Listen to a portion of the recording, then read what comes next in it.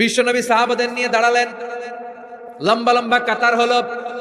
সাহাবীদের কাতারের শেষে সাইয়েদনা জিবরাইল 1,40,000 ফেরেশতাদেরকে নিয়ে জানাজায় শরীক হলেন।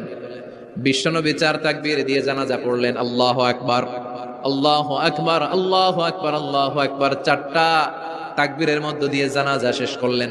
বিশ্বনবী তাকিয়ে দেখে সাহাবাদের পেছনে 1,40,000 ফেরেশতা দাঁড়িয়ে জানাজায় শরীক হয়েছে। বিশ্বনবী বললেন, জিবরাইল, কোনদিন তো এত ফেরেশতা নিয়ে কারো জানাজায় শরীক হতে দেখি নাই। ঘটনা কি?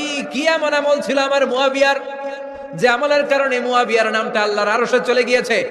উঠতে বসতে চলতে ফিরতে সব সময় আপনার এই সাহাবী পড়তে থাকতো, কুল হুয়াল্লাহু আহাদ, আল্লাহুস সামাদ, লাম ইয়ালিদ ওয়া লাম ইউলাদ ওয়া লাম ইয়াকুল লাহু কুফুয়ান আহাদ। পড়েন সুবহানাল্লাহ।